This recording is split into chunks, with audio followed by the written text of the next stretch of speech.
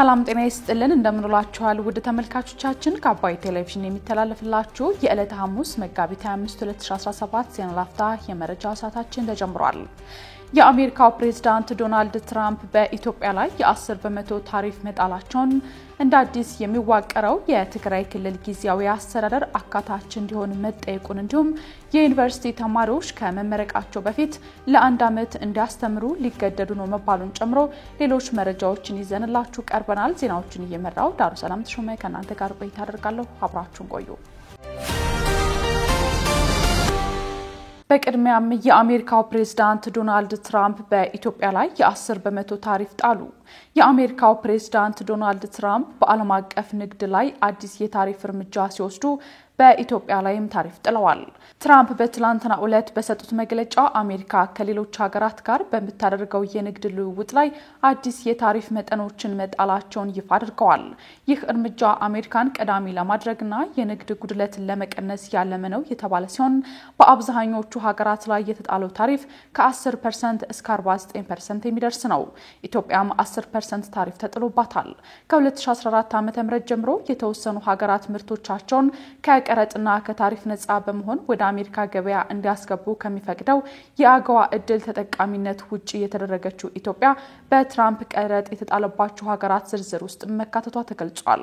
በኢትዮጵያ ላይ የተጣለው የቀረጥ ምጣኔ 10% ሲሆን በዚህ መሰረት አዲስ አበባ በመጪው ቅዳሜ ጀምሮ ወደ አሜሪካ የሚላኩ ምርቶች ተጨማሪ ታሪፍ ይጠብቃቸዋል።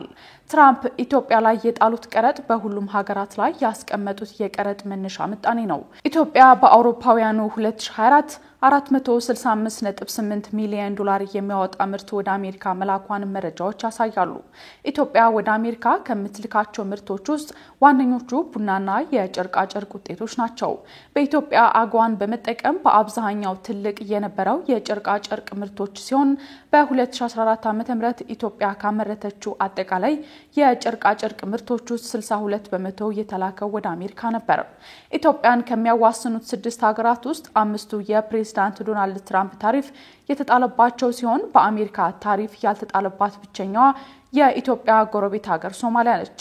ጎረቤት ሀገራት ኬንያ፣ ኤርትራ፣ ጅቡቲ፣ ሱዳንና ደቡብ ሱዳን የተጣለባቸው ቀረጥ ምጣኔ ከኢትዮጵያ ጋር በተመሳሳይ 10% ነው። ግብጽም በተመሳሳይ የ10% ቀረጥ ተጥሎባታል። እንደ አዲስ የሚዋቀረው የትግራይ ክልል ጊዜያዊ አስተዳደር አካታች እንዲሆን ተጠየቀ። ጊዜያዊ አስተዳደሩ እንደ አዲስ የተቋቋመ መሆኑ የተገለጸ ባለበት በዚህ ወቅት በአቶ ጌታቸው ረዳ የሚመራው የህወሓት ቡድን አካታች እንዲሆን ጠይቋል። ከፕሪቶሪያው ስምምነት በኋላ መጋቢት 2015 ዓ.ም የተመሰረተው የትግራይ ክልል ጊዜያዊ አስተዳደር የ2 ዓመት የሥራ ጊዜው በመጠናቀቁ የአዋጅ ማሻሻያና ሌሎች ለውጦች ተደርገውበት እስከ ቀጣዩ ምርጫ ድረስ እንደሚዘልቅ በፌዴራል መንግስት በኩል ሲገለጽ ነበር። በተጨማሪም በዶክተር ደብረጽዮን የሚመራው የህወሓት ቡድን በጊዜያዊ አስተዳደሩ ላይ ለውጦች ለማድረግ ከፌዴራል መንግስቱ ጋር እየተነጋገረ እንደነበር አስታውቋል። በአቶ ጌታቸው ረዳ የሚመራው የህወሓት ቡድን ደግሞ የስልጣን ዘመኑ የሚራዘመው የትግራይ ክልል ጊዜያዊ አስተዳደር አወቃቀሩ እንዴት ይሁን በሚል ጉዳይ ምክረ ሀሳቦችን ይፋ አድርጓል። በአቶ ጌታቸው ረዳ የሚመራው የህወሓት ቡድን መጋቢት 19ና መጋቢት 20 ቀን 2017 ዓ.ም አካሄደው በተባለ ስብሰባ በኋላ ባወጣው መግለጫ በሂደት ላይ ያለው የትግራይ ክልል ጊዜያዊ አስተዳደር ዳግም የማቋቋምና ማደራጀት ተግባር ይመለከታል። አስተዳደሩን ማደራጀትን በሚመለከት ያለን ሐሳብ የምናቀርበው መነሻችን የፕሪቶሪያው ስምምነት መሰረት በማድረግ ነው የሚለው ይህ መግለጫ የአንድ ፓርቲ የበላይነት የሌለው ሁሉም የትግራይ ፓርቲዎችን ያካተተ በእኩልነት ያሳተፈ ተደርጎ እንዲቋቋምም ጠይቋል። በዚህ ጉዳይ ለዶቼ ቬለ ማብራሪያ የሰጡት የትግራይ ክልል ደቡባዊ ዞን አስተዳዳሪ አቶ ሀፍቱ ኪሮስ ጊዜያዊ አስተዳደሩ የአንድ ፓርቲ የበላይነት የሚታይበት ሳይሆን ሁሉም አካታች መሆን ይገባዋል ብለዋል። በጊዜያዊ አስተዳደር ዳግም መዋቅር ጉዳይ አስተያየቱን የሰጠው በክልሉ የሚንቀሳቀሰው አሲምባ ዲሞክራሲያዊ ፓርቲ ሊቀመንበር አቶ ዶሪ አስግዶም ስራ ላይ የቆየው የትግራይ ክልል ጊዜያዊ አስተዳደር አካታች አልነበረም ሲሉ ተናግረዋል። በዚህም የቅቡልነት ጨምሮ የተለያዩ ችግሮች እንደሚገጥመው የገለጹት አቶ ዶሪ ይህ የሚቀይር ማሻሻያ እንዲኖር የፌዴራል መንግስቱና ሌሎች የሚመለከታቸው አካላት ትኩረት እንዲያደርጉ መጠየቃቸውንም ዘገባው ጠቅሷል። የዩኒቨርሲቲ ተማሪዎች ከመመረቃቸው በፊት ለአንድ ዓመት እንዲያስተምሩ ሊገደዱ ነው ተባለ። ትምህርት ሚኒስቴር የዩኒቨርሲቲ ተማሪዎች ከመመረቃቸው በፊት ማህበረሰቡን ለአንድ ዓመት በቅድሚያ እንዲያስተምሩ ወይም እንዲያገለግሉ የሚያደርግ አሰራር ተግባራዊ ለማድረግ እቅድ መያዙን አስታውቋል። የትምህርት ሚኒስትሩ ፕሮፌሰር ብርሃኑ ነጋ ትላንት መጋቢት 4 ቀን 2017 ዓ.ም በህዝብ ተወካዮች ምክር ቤት የሰው ሀብት ልማት ስራ ስምሪትና ቴክኖሎጂ ጉዳዮች ቋሚ ኮሚቴ የ12ኛ ክፍል ሀገር አቀፍ መልቀቂያ ፈተና የተማሪዎች ውጤት ዝቅተኛ የሆነበትን መንስኤ በተመለከተ በቀረበ ጥናት ላይ ውይይት ሲደረግ በዩኒቨርሲቲ ተማሪዎች ላይ ስለተያዘው እቅድ አብራርተዋል። ላለፉት ዓመታት የ12ኛ ክፍል ሀገር አቀፍ መልቀቂያ ፈተና የተማሪዎች ውጤት በከፍተኛ ደረጃ ዝቅተኛ እንዲሆን ካደረጉ መንስኤዎች መካከል የመምህራን ብቃትና የተነሳሽነት ማነስ ተጠቃሽ መሆናቸውን ጠቁመዋል። የኢትዮጵያ ዩኒቨርሲቲ ሰርቪስ የሚል መጠሪያ የተሰጠው አሰራር ከ2019 ዓ.ም ጀምሮ ተግባራዊ እንዲደረግ እቅድ እየተያዘ መሆኑን የገለጹት ሚኒስትሩ በ4 ዓመት የሚመረቅ ተማሪ የ3ኛ ዓመት ትምህርቱን እንዳጠናቀቀ ወደ አስተማረው ማህበረሰብ ተመልሶ ለአንድ ዓመት የማስተማር አገልግሎት ይሰጥና እንዲመረቅ ይደረጋል ሲሉ ተናግረዋል። ይህም ሲሆን የተማሪዎቹ መሰረታዊ ወጪ የሚሸፈን እንደሚሆንም አክለዋል። በቅርቡ በመምህራን ላይ በተደረገ ግምገማ 100,000 የሚደርሱ የመምህራን እጥረት መኖሩ መታወቁን የተናገሩት ሚኒስትሩ አሰራሩ በከፍተኛ ደረጃ ያለው የመምህራን እጥረት እንዲቀንስ የበኩሉን እንደሚወጣም አስረድተዋል። ሌላኛው እቅድ ደግሞ ወደ መምህርነት ሙያ የሚገቡ ሰዎችን ክፍተት ለማስተካከል ከተያዙ ዘርፈ ብዙ የማትጊያ ስርዓቶች አንዱ መምህራን በሀገሪቱ የፋይናንስ ስርዓት ውስጥ የራሳቸውን ድርሻ እንዲኖራቸውና የኑሮ ውድነቱን እንዲቋቋሙ ለማድረግ የመምህራን ባንክ ማቋቋም መሆኑን መጠቆማቸውን ሪፖርተር ዘግቧል። የአዲስ አበባ ከተማ አስተዳደር መደበኛ ያልሆነን የጎዳና ላይ ንግድ ስርዓት ለማስያዝ ይረዳል ያለውን ደንብ አወጣ።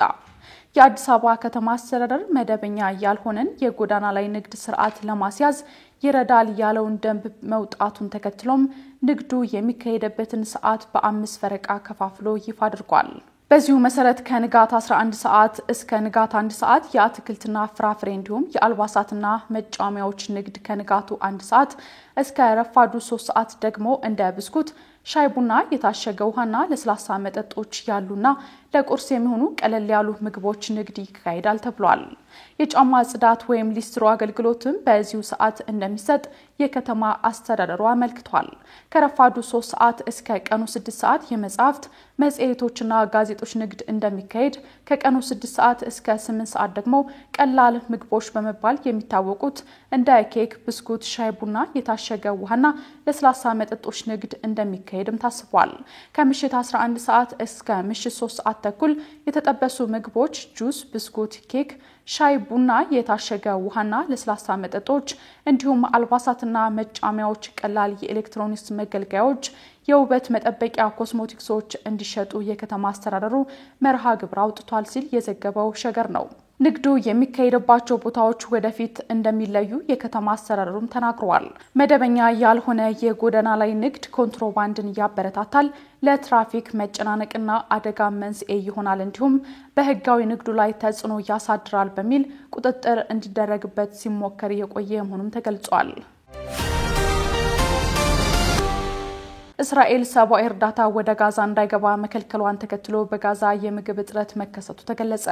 ከወራት በፊት የተደረሰው የሐማስና የእስራኤል የተኩስ አቁም ስምምነት መሰረት 33 እስራኤላውያንና 1900 የሚጠጉ የፍልስጤም እስረኞች መለቀቃቸው አይዘነጋም።